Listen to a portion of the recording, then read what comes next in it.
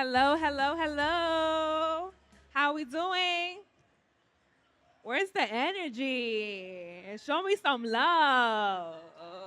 How are we today? All right. So for our next segment, we are going into some beauty university, and today we have a very special guest.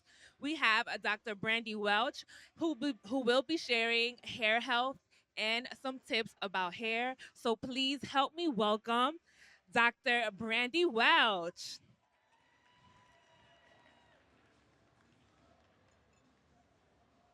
Yes, show her some love. Welcome, welcome. Right. So welcome to the BeautyCon stage. Thank you. So nice to have you. Is it working? It's on now. Let's see. Do it again. Are we good? Okay, yeah, you're good. Okay, we're good now. All right. So please tell us a little bit about yourself. Tell us about your journey into beauty and Yes. into content creation. Of course. So, hi everyone. My name is Brandy, or Dr. Brandy, as everyone knows me on TikTok and Instagram. I am a pharmacist by training. I've been working in the pharmaceutical industry for about 7 years. And I like to say that my transition into beauty was an accident. I did what a lot of people do. I posted a random video on TikTok and I woke up and it was viral. And from that day, 2 years ago, I have been educating my audience about hair, science backed beauty ever since then. So that is how I ended up in this beauty space. Yes, I love that because I definitely relate in that as well. I do curly hair content, and that kind of just happened from one day to the next. Yes. And so, uh, what do you feel like consumers? Why do you think consumers feel so overwhelmed by today's beauty industry? I think today we have more information than we've ever had before, right? Mhm. We're all walking around with a computer in our hands Yes. 24/7. So when you add in social media, the amount of content that's being produced, the amount of users on social media, it's information overload. So Mhm. realistically, people really don't know who to turn to, who's right, who's wrong, and that presents a lot of confusion for Yes. individuals. Do you feel like social media has made a hair care education better or more confusing? I think it's actually both in a way. It depends on Mhm. who you follow. So I think in one manner, it's made it more accessible to have those professionals come in. You Right. have hairstylists, trichologists, cosmetic chemists. You have all type of people coming online sharing their expertise. So that's the Mhm. advantage. But then a disadvantage is you also have people coming online who maybe are just sharing what they do at home and it may not be correct. So Yeah. as a consumer, it's up to you to kind of figure out who's right, who's wrong, and a lot of times Yes. we don't get that right. So Yes. yeah, So definitely doing your homework behind yeah, everything. yes. I think it's also very beautiful that we get to see like different creators around the world. Yes. And so like, often we're just seeing who's closer. For example, like we're in the US, but we Hmm. get to see people from other countries like from the Caribbean and things Yeah. like that who actually have like different myth or different Hmm. treatments and things like that. Which brings me to my next question. So what's one hair myth that you wish would disappear? Anything regarding hair growth products. Oh, if you know me, you know I cannot stand a hair growth product. And the reason why is because a lot of people don't know that hair growth claims are governed by the FDA. That's a drug like claim. Hmm. So when you're thinking about a cosmetic, you should not be promising hair growth or regrowth to anyone if it's not being marketed like a drug. So for consumers, I want everyone to understand if you're having troubles growing your hair, that's a medical question. You need to Yes. go to your primary care physician, a nurse practitioner, or a dermatologist. You're Yes. not going to get it through a shampoo or a conditioner. Yes. So stop going on TikTok. Stop searching on TikTok. Exactly. What Stop you need to searching on do. TikTok. There's no miracle. You can't find it. And so, does the audience have any questions on like maybe some hair myths that you've heard before, or any questions that you want to ask? Anyone? Come on. I know you have a question somewhere over there. No. No. No. And we keep That's going. okay. So, are there any like common misconceptions that you hear repeatedly about from consumers? I think the common misconception is confusing like hair growth with length retention. I think just that terminology, it really confuses people. So what a lot of people don't realize is everyone's hair is already growing. So you know what I mean? You don't have to do anything. Yeah, However, you do have to work hard to retain length, and that's exactly. going to be through your hair care routines. And Hmm. that's That's the misconception. Yes. And I think also, can you share more, like, even when people try to do like protective hairstyles, like, is that also like helpful, or does it also damage your hair? It depends, right? So I'm one of those people. I feel like everyone should wear their hair the way that they want to wear their hair. Mm-hmm. However, just be informed of the pros and the cons. Right. So when you're thinking about protective styles, making sure that you're keeping your scalp clean, making sure that you're keeping your hair moisturized and hydrated so it's not breaking off prematurely, and more importantly, as black women, making sure it's not too heavy. A lot of people think that we have coarse hair and we actually have fine hair, which means it cannot support as much weight as we think it can. Right. So just keep that in mind whenever you're doing hairstyles. Yeah, no, that's super important. And so, what do you think people spend too much money on? Bond repair treatments. Wait, what was that? Bond repair treatments. Oh, you heard that? I think the bond repair market has boomed, but I don't think it's boomed appropriately. A lot of people don't understand that there are multiple bonds in their hair, and they are trying to repair bonds that don't need to be repaired, or they don't even have hair that's damaged to that capacity. And I Right. think people are looking at these products hoping that it's going to provide some miracle. But realistically, it's like anything in life. When you use things that you don't need, Right. it may not be beneficial to you. It may actually be harmful. Yes. And I think it's also important to know, like, maybe like your hair type and like what works best for your hair and what doesn't. I think that sometimes that confuses people, like, and also knowing that there are different hair types in your hair. Like, it's not only one type, Yeah. right? And so like how that works, with products and different things like that. Yeah, I always tell people don't even worry about the labels. Like Yeah. the labels are probably the least important part of it, right? Mhm. Because like you said, everyone has different hair types. I have 3 different hair types in my Yes. head alone. So I'm more focused on how does my hair feel, how does it behave, and that's what I tell everyone else to do as well. Yes. Thank you for that information, 'cause I course. think that's really helpful to know. If everyone in this audience changed one thing about their routine tomorrow, what should it be? Including myself. Keeping that scalp clean. Yes. I don't think that most of us wash our hair enough. I think we have been told that washing our hair as black women is going to make our hair drier. But when you think about it, we're introducing water. So water is going to rehydrate the hair. So I think more of us need to focus on keeping the scalp clean, keeping it healthy, because if you think about it, the hair follicles live there. So you want to have a healthy scalp so then you can ultimately have healthy Yes. hair. So what is the recommended amount of times to wash it again? It's this is where it's going to be a little contradictory. It varies person to person, Okay. right? So it's going to depend on how you're styling your hair. I typically tell individuals to wash their hair every 1 to 2 weeks. However, there are some individuals that can stretch it, and there's some people that have to wash a lot sooner.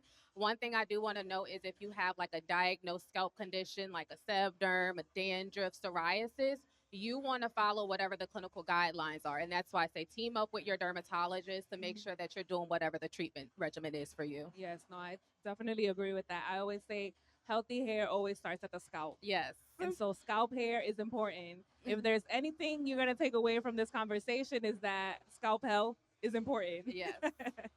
And so, okay, what are some biggest factors that actually influence healthy hair? So one, your level of damage, right? Everyone talks about health, but on the side of health is damage. So what are you doing to your hair that is going to be damaging to your hair? I'm sitting here with bleach blonde hair, so I know my hair is technically damaged. Because I know that there's other things I don't do as often. Heat is damaging, so I don't use a lot of heat on my hair. I wouldn't go in and double process my hair. I wouldn't put a lot of tension on my hair. So making sure that you keep in mind the actual state of your hair and styling it accordingly. And the other side of that is keeping that in mind, making sure your routine is also aiding in your hair goals. So blonde hair, for instance, needs a lot more moisture. I need more frequent trims. Again, I can't do the heat. So maybe I'm going to sit under a hair dryer instead of picking up a blow dryer. Right. Those are the type of things you want to keep in the back of your mind. And then finally, of course, if you have any medical conditions. So if you're on medications, you may experience some thinning. Again, maybe avoid those super heavy hairstyles. If you have a scalp condition, making sure that you're keeping the scalp clean and you're only using those prescribed products on your scalp and not any other products. Okay. Thank you for that. I always tell I do my partner's hair and she has locks, and I always tell her that she also needs to take care of her scalp and constantly like look through her hair because she thinks because she got locks, she don't got to do put too much effort. And I'm like, no, that's No, not that's the not the case. truth. My fiance has locks, and I was cleaning his scalp this morning. Nope, we clean that scalp. You see? Okay, so can science answer every beauty question? No, it can't. The thing Mm, about science is black and white, and it doesn't leave room for personal preference. Science is just going to give you the tools to make a decision, but ultimately it's up to you.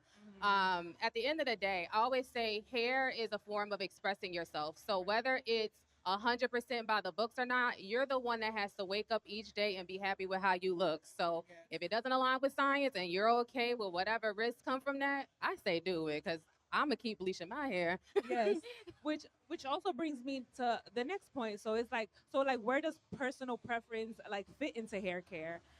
I think it should be at the forefront of hair care. I Mm-hmm. think too many people are concerned with having the healthiest head of hair, and for a lot of people, it's not sustainable. You Mm-hmm. may not be able to only wear your hair in protective styles or twists and wash it every week and never use heat. That's not realistic for every person. So Right. sometimes you have to ask yourself, what does a good head of hair look like for me? For some Right. people, that's a pixie cut. Fry it.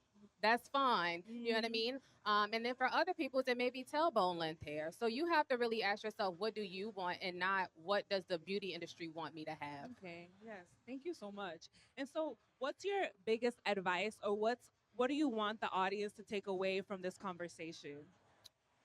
I want the audience to take away from this conversation to always make informed decisions. I think that there are a lot of amazing brands, there's a lot of amazing products, but not every product is for everybody, and not every product is going to solve your specific hair issue.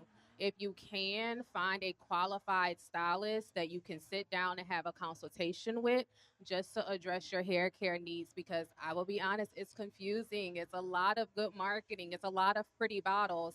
And that's what causes people to have cabinets full of products that they don't use, don't know how to use, they're expired, and everything of that nature. So, really sit with yourself, figure out what your goals are, identify a professional, and work with them collectively to figure out how to get to your hair care goals. Yes.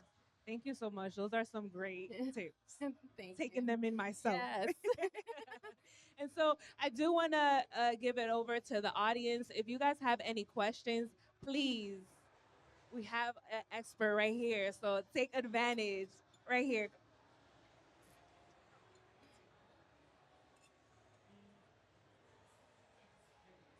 Does your hair care have to be expensive? No, that's a common misconception. Expensive does not mean better. And when it comes to cosmetics, I'm going to get a little technical for 1 second. Unlike drugs, medications, medical devices, the FDA or no regulatory authority is actually testing efficacy. That is dependent on the brand themselves, and that information is not published. So when you're picking a product, just because it's $50 versus $5 doesn't mean that $50 product is better. Typically, a more expensive product is appealing to a specific audience, right? So that's why you might find a $50 product in Sephora, but you might find a $5 product in maybe a CVS. Two different audiences, two different types of branding and things of that nature. So I always tell people buy what they can afford so you can keep taking care of your hair, because doing something once is not going to be beneficial to you. It's the repetition. So yeah, you can use your cheap products. Okay, I'm old school and I was taught about I washing can't. your hair. You can't hear me? Good. Okay. I'm old school. And you talked about we don't wash our hair enough. What do you consider the proper way to wash our hair? Is it once a week, every 2 weeks, once a month? So it depends on how you wear your hair. Do you wear your hair like this typically? Okay. So in your situation, especially if you are not someone that has like a scalp condition, I would say that you could wash your hair every 2 to 4 weeks. But here's going to be the caveat to it. Make sure you're using really moisturizing products on your hair if you're going to go the 4 week route, because you don't want your hair to dry out. I'm also old school. I know I might look young school, but I'm old school. I still use Blue Magic. So, okay. So when it looks like you have twists, or like, say it again, say it again. So yeah, it looks like you may have twists or locks in your hair. What I recommend is after you wash and condition or deep condition is up to you. Apply your leave-in conditioner and go over it with some Blue Magic. That is going to lock in all of that moisture. Your hair will be so moisturized. Like I'm telling you, I do it even when I wear my wigs and I'll be having them things on for 6 weeks and the hair still feels good. So you will be good to go. We have another one. Hi. Oh, okay. Um, ooh, I'm embracing my gray hair. We can't hear you. Okay. I am embracing my gray hair.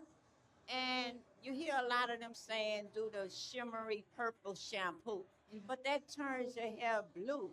So do you have any other remedies for to keep your hair a bright, shiny white?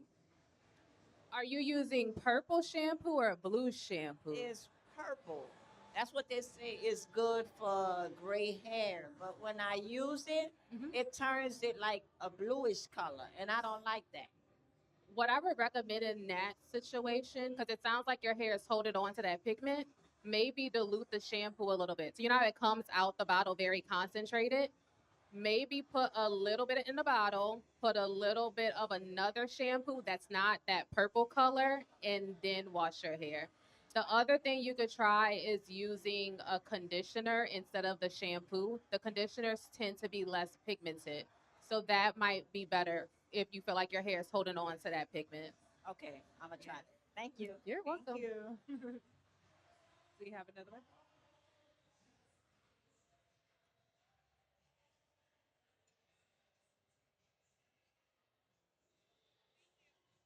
Hey, hi. Quick question. Do you have any, I guess, tips to reduce shedding? I'm sorry. To reduce shedding, like when your hair sheds. So it depends on if the shedding is just your natural daily amount versus something that's internal. So the average person sheds about 50 to 150 strands per day. What I'll say is, depending on how often you wash, this is gonna sound weird. Collect your shed hair to see if it's more than usual, because sometimes we'll just see the hair and be like, "Oh, that don't look right," but it's actually normal for us.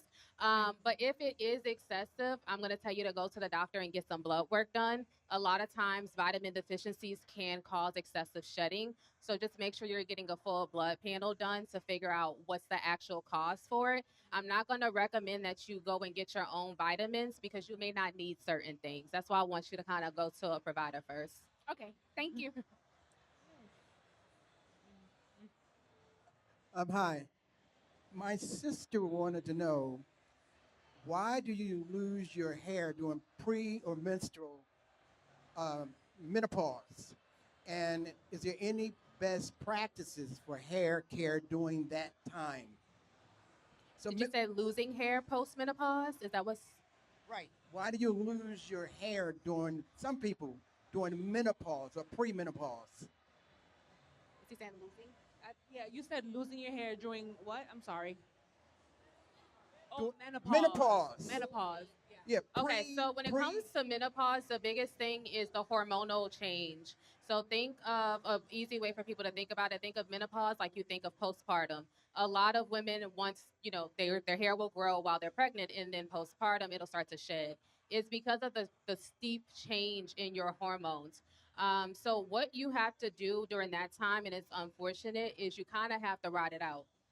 At that time your body is going through so many changes, and I always tell women to give themselves grace during that time because it's not something that you can change. It's not something that's wrong. It's just a part of life.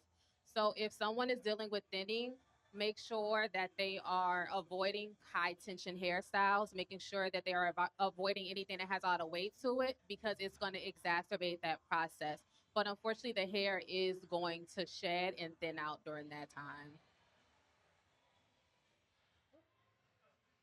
Chemo. Because she went through chemo. Does that affect the hair as well? Chemo certainly affects the hair as well. One thing that you can do, a lot of people are doing, is they're doing cold compresses during chemo. They'll put it on their scalp to try and save the follicles. And the reason is because through like radiation, it's the heat. A lot of times the heat will kind of temporarily kill the follicle. So if you want to put cold compresses on the scalp, that would be great.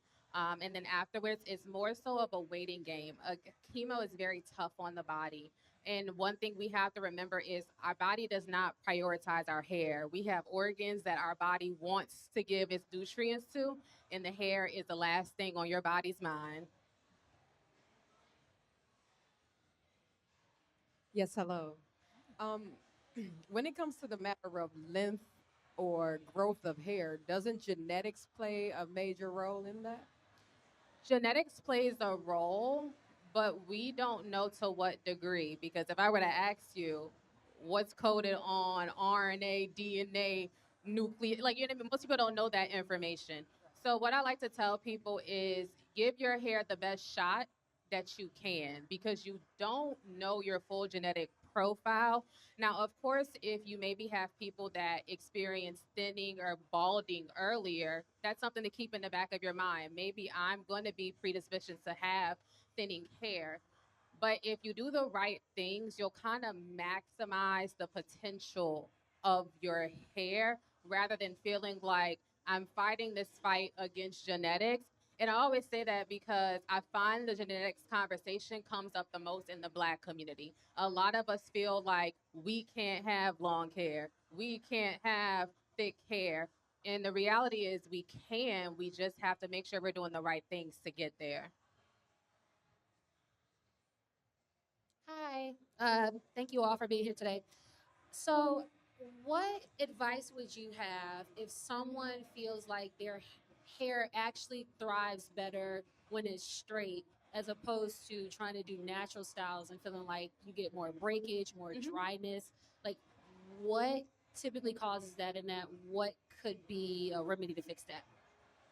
So what I would say is if you feel like your hair thrives better when it's straight, keep doing it. I am not the person that's going to tell you that you can't straighten your hair because again, it's about what makes you feel the most comfortable. What I will say is keep a few things in the back of your mind. The more you expose your hair to heat, you may lose your curls. But if you have no intention of wearing your curls, who cares about them? The other side of it is also making sure that maybe you get trimmed a little bit more frequently, just because you're putting a little bit more wear and tear on the hair. And then invest in a really good heat protectant. Not every heat protectant is made the same. There's some that have some scientifically backed polymers that are going to be a little bit more beneficial to the hair. I also like silicones a lot, especially if you're from New Orleans because it's humid. That's going to help with humidity. And then also maybe deep condition your hair a little bit more often as well. That's the first step to getting some of that moisture in there. But yeah, wear your straight hair. Anyone else? Oh, Hi.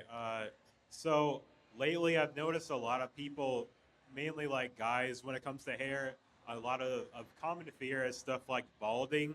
And I notice a lot of people start using stuff like minoxidil in like their like early 20s, which is really young. So I kind of just want to know, what do you think about that? Or like, what do you think it's wise to really use it that early or no? I think that if you're going to use minoxidil, you need to consult with a professional first. Even though minoxidil is sold over the counter, it's still a drug. And there are some very serious adverse effects. You know, there's a rapid heartbeat. If you have pets, it's also very toxic to pets. So if you're thinking about using minoxidil, talk to someone first. And the other side is figure out why you're balding. A lot of times we run to the solution before getting to the root. Are you balding because maybe you have locks and your retwists are too tight? Maybe stop retwisting the hair so tight rather than getting the minoxidil, you know? Or look at your family history. Are all the men in your family balding a little bit earlier? Okay, in that case, there might be other options for you that's not like a topical minoxidil. Maybe you can get an oral minoxidil that is a little bit easier on the individual. So I just say think about all those things before running to buy once again another product. Yeah, because I've heard a lot about stuff like side effects when I see people do it, and I'm like, Sorry. isn't that kind of early? And it's kind of like, kind of impulsive sometimes. Like, Can you speak up a little bit? We can't hear you. okay, what is it? Another thing I was gonna ask was, when it comes to wearing stuff like protective hairstyles and stuff like that, what would you say is the best way to take care of like your scalp when you're starting out and you're not solidified? Mhm. I guess. So whenever you're doing a protective hairstyle, if you want to take care of your scalp, I always say avoid any product on the scalp that's like gel, jams, and even oils. I know a lot of people don't agree with me on that one, but I don't like oils on the scalp. The reason I don't like oils on the scalp is because a lot of people in our community are being diagnosed with sebderm, and sebderm feeds off of oil, the yeast that causes it. It uses basically oil as a like a petri dish. So it's just gonna keep flaking, keep flaring up. What you can use instead is a water-based serum. It does not have to be expensive. It can be something from like a Dove all the way to a Sacred, but it's going to be water-based. They typically will have some humectants in it, which pull moisture from the air. So it's going to keep your scalp pretty hydrated, and then usually like a few essential oils. It's not like a typical oil-based product, but something that maybe has like a peppermint oil in it because it's going to soothe the scalp as well. And that's really what people are looking for when they're getting those styles because they're not washing their hairs frequently. So you want to keep that scalp kind of clean and not itching and not flaking. Mhm.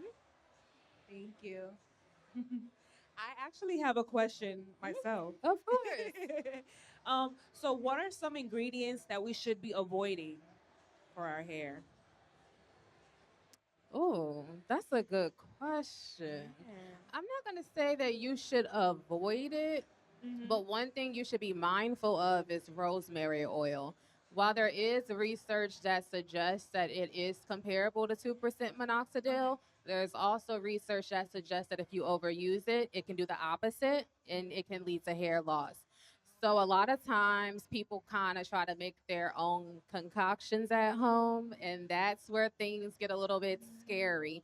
Usually, if you're using something that's already formulated, you don't have to worry about those things. But when you start going in that kitchen and you start steeping things and boiling things and playing Bill Not a Science Guy, oh, we have problems.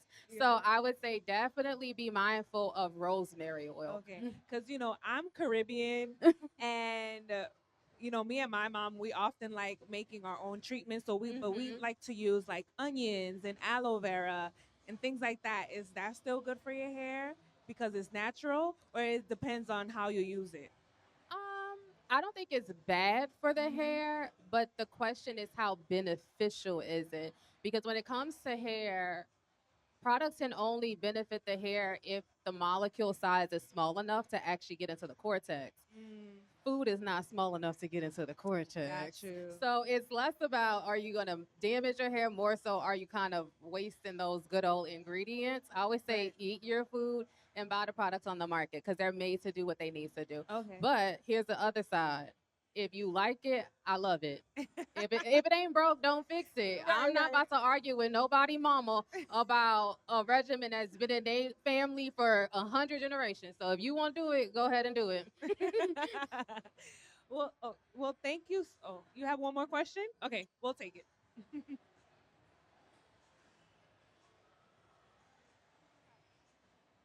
Thank you so much for this conversation. Is derma rolling good when you have hair loss? Is that something that you recommend to do at home? I'm sorry. Wait, say that one Sorry. more The time. very first portion. Um, Derma rolling. Oh. Do you recommend that you do it to yourself at home? It depends on what's the cause of the hair loss. If it's scarring alopecia, no, because that can cause some additional inflammation and additional trauma. So in that case, I would say talk to your dermatologist before you do anything of that nature. But if you don't have like a scarring alopecia and you just have some general hair loss, that can be beneficial because like scalp massaging or anything that's going to promote blood flow to the scalp can help with regrowing the hair back. So just keep that in mind. Okay, you're welcome. Well, Thank you, everyone, for your questions. Dr. Brandy, thank you so much for all you. your knowledgeable tips, for all your help, and for answering everyone's questions. It was a pleasure having this conversation with you. Yes. And so, yeah, thank you so much. Thank you. Give it a round of applause.